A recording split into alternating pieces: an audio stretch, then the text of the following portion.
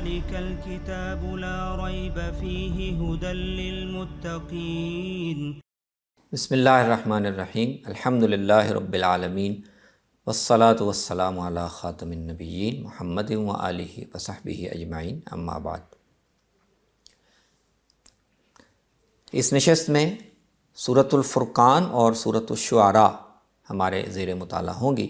ان دو صورتوں میں ایک مضمون جو مختلف آیات میں زیادہ نمایاں ہے وہ قرآن مجید پر اور اس کے من جانب اللہ ہونے پر منکرین کے جو مختلف سوالات تھے، اعتراضات تھے، ان کا اللہ تعالیٰ نے ذکر کیا ہے اور ان کی حقیقت واضح کی ہے. تو ان دونوں صورتوں کے نام بھی اس طرف اشارہ کرتے ہیں. سورۃ الفرقان قرآن مجید حق و باطل میں فرق کرنے والا ہے. سورۃ الشعراء کہ یہ کلام قرآن مجید جو ہے وہ شعراء کے کلام جیسا کلام نہیں ہے، یہ تو خدا کی طرف سے اتارا ہوا کلام ہے. تو ان دونوں صورتوں میں یہ مضمون نمایاں ہے. سورۃ الفرقان کی آیت نمبر 4 سے 9 میں دو تین الزامات کا یا شبہات کا قرآن مجید نے ذکر کیا. فرمایا وقال الذین کفروا ان ھذا الا افک افتراہ وَأَعَانَهُ عَلَيْهِ قَوْمٌ آخَرُونَ فَقَدْ جَاءُوا ظُلْمًا وَزُورًا. منکرین اور مخالفین کی طرف سے ایک عام اعتراض یا ایک عام الزام یہ ہوتا تھا کہ یہ قرآن اللہ کی طرف سے نہیں ہے، ان ھذا الا افک، یہ پیغمبر کا اپنا گھڑا ہوا کلام ہے اور اس کو تیار کرنے میں کچھ لوگ ہیں جو پیغمبر کی مدد کر دیتے ہیں. تو قرآن کو افک قرار دینا اور اس کی تیاری کو نبی صلی اللہ علیہ وسلم اور کچھ مددگاروں کی ملی بھگت کا نتیجہ قرار دینا، یہ ایک عام اعتراض تھا. تو اللہ تعالیٰ نے یہاں اس کی تردید کو زیادہ موضوع نہیں بنایا بلکہ ایک تبصرہ کر کے چھوڑ دیا. فقط جاؤ ظلم و وزورا. اتنا بے بنیاد اور اتنا گھٹیا الزام لگا کر یہ لوگ اصل میں ظلم کا اور جھوٹ کا ارتکاب کر رہے ہیں. پھر یہ ذکر کیا کہ چونکہ اس کتاب میں پچھلے انبیاء کا، ان کی قوموں کا اور ان کے واقعات کا ذکر ہے، تو ایک بات یا ایک آوازہ جو یہ لوگ کس دیتے ہیں وہ یہ ہے اساطیر الاولین. یہ تو پچھلوں کی کہانیاں، قصے ہیں جو محمد نے کہیں سے لکھوا لیے ہیں اور کچھ سنانے والے محمد کو صبح و شام یہ واقعات سناتے ہیں، محمد انہی کو ہمارے سامنے پیش کر دیتے ہیں. تو اس کے علاوہ کوئی حقیقت نہیں. اس پر بھی اللہ تعالیٰ نے یہاں ایک تبصرہ کر دیا کہ یہ انزلہ الذی یعلم السر فی السماوات والارض، یہ پچھلوں کے واقعات خدا کے علم پر مبنی ہیں جو زمین و آسمان کے رازوں سے واقف ہے، یہ کسی کے لکھوائے ہوئے نہیں ہیں. پھر ایک اعتراض یا ایک الزام کا یہ ذکر کیا. یہ کہتے ہیں کہ رسول اگر اللہ نے بھیجنا تھا، اپنا نمائندہ بھیجنا تھا، تو وہ انسانوں میں سے کیوں ہے؟ یہ رسول تو ہماری طرح کھانا بھی کھاتا ہے، بازاروں میں چلتا پھرتا ہے. ایسا کیوں نہ ہو کہ رسول کے ساتھ، رسول پر ہمارے سامنے کوئی فرشتہ نازل ہو اور وہ اس کے ساتھ مل کر ہمیں آگاہ کرے. تو ہم فرشتے کی بات پر ایمان لائیں. یہ ہمارے جیسا ایک انسان ہمیں یہ بتا رہا ہے، یہ دعویٰ کر رہا ہے، تو ہم کیسے اس پر ایمان لے آئیں؟ اس طرح کے اور مطالبات بھی وہ کرتے تھے. کبھی کہتے تھے کہ نشانی کے طور پر اللہ تعالیٰ کوئی بڑا خزانہ اس پر نازل کرے، یا اس کی خصوصی حیثیت اگر اللہ کے ہاں ہے تو اس کے پاس کوئی بڑا باغ ہو، بڑی نعمتیں اس کو میسر ہوں، ہمیں کسی چیز سے تو پتہ چلے کہ یہ خدا کا نمائندہ ہے.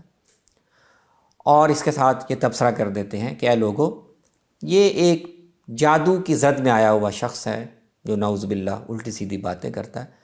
تو اللہ تعالیٰ نے اس پر بھی ایک تبصرہ کر دیا. میں دیکھو اے پیغمبر، دیکھو تمہارے لیے یہ کیسی کیسی گھٹیا بے بنیاد مثالیں بیان کرتے ہیں، اور اسی وجہ سے یہ گمراہی اور کجروی کا شکار ہیں کہ یہ اصل میں اخلاص دل کے ساتھ اور حق کی تلاش کے جذبے سے محروم ہے. تو اگر یہی رویہ اختیار کیے رکھیں گے تو اس طرح کے اور 10 بہانے گھڑ لیں گے، لیکن ان کو سیدھی راہ کی ہدایت نصیب نہیں ہوگی۔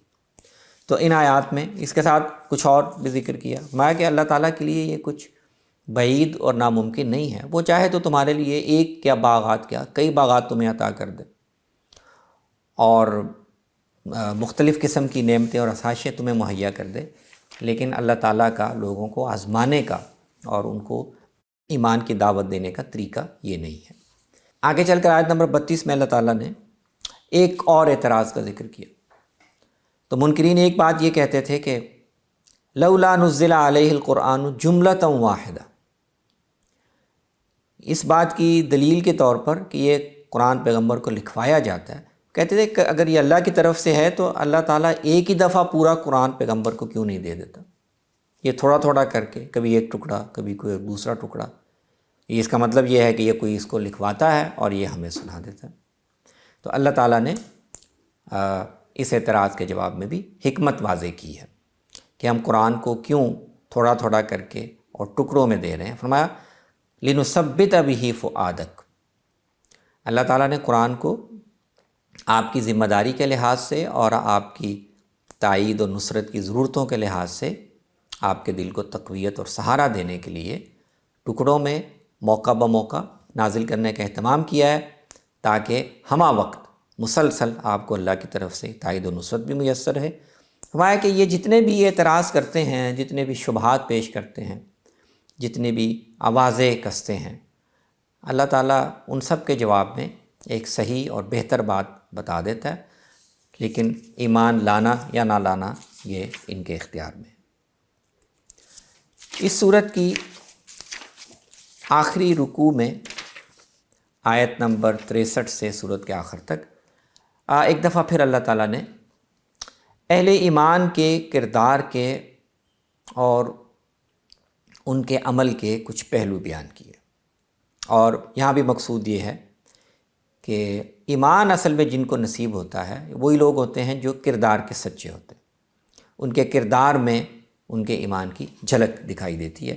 تو یہ بہت سے اوصاف ہیں، تو فرمایا کہ وعباد الرحمن الذین یمشون علی الارض ہونا واذا خاطبہم الجاہلون قالوا سلاما، اللہ کے بندے، رحمان کے بندے وہ ہوتے ہیں جن میں تکبر نہیں ہوتا، عاجزی سے زمین پر چلتے ہیں، اور کسی کے ساتھ بحث و مناظرہ اور جدال میں مبتلا نہیں ہوتے، کوئی الجھنے کی کوشش کرتے سلام کر کے الگ ہو جاتے ہیں۔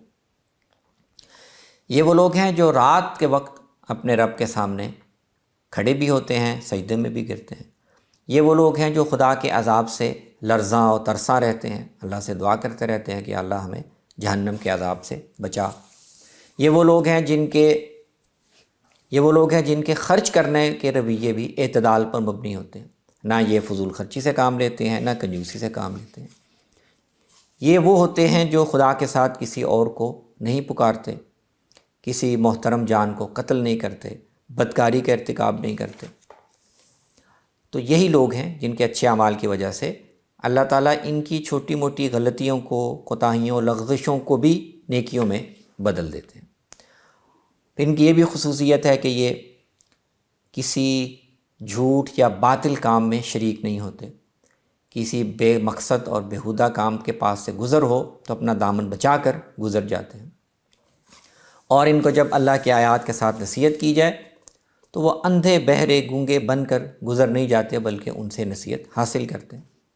یہ وہ لوگ ہیں جن کو اپنی اور اپنے ساتھ اپنے بیوی بچوں اور اپنی اولاد کے انجام کی بھی فکر ہوتی ہے، تو یہ اللہ سے دعا کرتے رہتے ہیں ربنا ھب لنا من ازواجنا وذریاتنا قرۃ اعین واجعلنا للمتقین اماما، پروردگار ہماری بیویوں کو اور ہمارے بچوں کو بھی ہماری آنکھوں کی ٹھنڈک بنا، اور ہمیں ایسے خاندان کا، ایسے اہل و عیال کا پیشوا بنا جو خدا سے ڈرنے والے ہوں۔ تو یہ اہل ایمان کے اوصاف ہیں جن کو اللہ تعالیٰ نے نمایاں کیا۔ سورۃ الشعراء میں یہی مضمون جو سورۃ الفرقان میں قرآن مجید پر مختلف اعتراضات کے حوالے سے بیان ہوا، سورۃ الشعراء میں اللہ تعالیٰ نے پہلے تو یہ بیان فرمایا کہ یہ اللہ کی ایک بہت ہی واضح کتاب کی آیات ہیں لیکن منکرین کا رویہ ہمیشہ سے یہی رہا ہے کہ جو بھی آیت، جو بھی نشانی ان کے سامنے آتی ہے وہ اس کا انکار کرتے ہیں۔ تو منکرین کا اللہ کی آیات کے باب میں رویہ کیا رہا ہے، یہ دکھانے کے لیے اللہ تعالیٰ نے انبیاء کی ایک پوری تاریخ بہت سے واقعات کی صورت میں بیان کر دی ہے۔ حضرت موسیٰ علیہ السلام کے واقعے سے ابتدا کی، فرعون نے کیسے ان نشانیوں کو جھٹلایا، ان کا حشر کیا ہوا، ان کا انجام کیا ہوا۔ اسی طرح حضرت نوح علیہ السلام کا واقعہ ذکر کیا، سیدنا ابراہیم کا واقعہ ذکر کیا، سیدنا لوط علیہ السلام کا واقعہ ذکر کیا، اور ان تمام واقعات کے ساتھ آخر میں یہ تبصرہ بھی کیا کہ یہ جو واقعہ ہم نے آپ کے سامنے بیان کیا، ان منکرین کا جو انجام ہوا، ان فی ذلک لآیہ وما کان اکثرهم مؤمنین، اس واقعے میں غور کرنے والوں کے لیے نشانی تو بہت ہے، لیکن انسانوں کا کیا کیا جائے، آپ کے ان منکروں اور مخالفوں کا کیا کیا جائے، ان میں سے اکثر پھر بھی ایمان نہیں لائیں گے۔ تو پوری صورت میں اس سارے مضمون کو بیان کرنے کے بعد آخری حصے میں اللہ تعالیٰ نے قرآن مجید پر جو ان لوگوں کے اعتراضات تھے یا ان کے شبہات تھے ان کا ذکر کیا۔ تو آیت نمبر 192 سے آخر تک قرآن مجید کے بارے میں منکرین کے شبہات کا ذکر ہے۔ فرمایا وَإِنَّهُ لَتَنزِيلُ رَبِّ الْعَالَمِينَ، یہ لوگ سمجھتے ہیں کہ یہ کسی کاہن کا کلام ہے، جنات نے الہام کیا ہے۔ اللہ تعالیٰ بتاتے ہیں کہ نہیں، اِنَّهُ لَتَنزِيلُ رَبِّ الْعَالَمِينَ، یہ رب العالمین کا اتارا ہوا کلام ہے، اس کو لے کر آنے والے روح الامین ہیں، اور یہ ایک بڑی واضح، فصیح، صاف عربی زبان میں ہے، اور اس کی من جانب اللہ ہونے کی ایک یہ بھی دلیل ہے کہ اس کے مضامین اور اس کی تعلیمات پچھلے انبیاء کے صحیفوں میں بھی موجود ہیں۔ اور فرمایا کہ کیا یہ ان کے لیے نشانی نہیں ہے کہ قرآن کو، اس کے مضامین اور اس کی تعلیم کی حقانیت کو بنی اسرائیل کے علماء بھی مانتے ہیں، وہ جانتے ہیں، وہ اس کی تصدیق کرتے ہیں۔ پھر فرمایا کہ ہم نے اس کو عربی زبان میں اتارا، اگر ہم اس کو کسی عجمی پر اتارتے اور وہ ان کو پڑھ کے سناتا تو اس وقت ان کے پاس ایک اور عذر اور بہانہ ہوتا کہ ہم تو عربی ہیں اور یہ ایک عجمی کلام کہاں سے آ گیا۔ تو اللہ نے ان پر اتمام حجت کے لیے انہی کی زبان میں، لسان عربی مبین میں اس قرآن کو اتارا۔ پھر یہ فرمایا کہ شیاطین یہ کلام نہیں نازل کر سکتے، شیاطین کو تو اس ماخذ تک، اس مسجد تک رسائی ہی نہیں ہے جہاں سے یہ کلام آتا۔ اس کلام کے اترنے کا جو راستہ ہے وہ اللہ نے شیاطین کے دراندازی سے محفوظ کر دیا۔ پھر آخر میں یہ بھی فرمایا کہ آیت نمبر 221 میں اور مابعد آیات میں کہ جن پر شیاطین کلام نازل کرتے ہیں میں ان کی بھی تمہیں پہچان بتا دیتا ہوں۔ شیاطین جن کاہنوں پر کلام نازل کرتے ہیں یا جن شاعروں پر کلام نازل کرتے ہیں، ان کا تو قول اور فعل اور ان کا کردار وہ تمہارے سامنے ہے۔ شیاطین کا کلام ان پر نازل ہوتا ہے جو جھوٹ گھڑنے والے اور کردار کے بد کردار ہوتے ہیں، وہ سنی سنائی باتیں ان کو القاء کرتے ہیں اور ان میں سے اکثر باتیں جھوٹی ہوتی ہیں۔ شاعروں کا مزاج اور شاعروں کا کردار بھی تمہارے سامنے ہے۔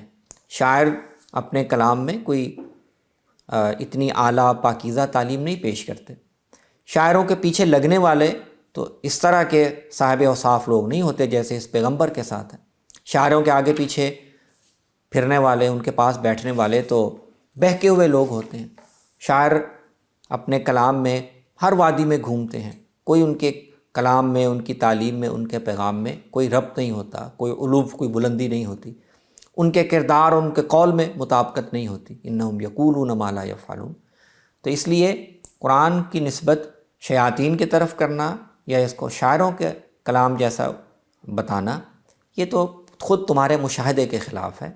ان ایسے لوگوں کا کردار، ان کے کلام کی نوعیت، ان کے کلام کے اوصاف اس سے بالکل مختلف ہوتے ہیں۔ تو اس وضاحت کے ساتھ اللہ تعالیٰ نے اس صورت کا اختتام کیا۔ اقول قولی ھذا واستغفر اللہ لی ولکم ولسائر المسلمین۔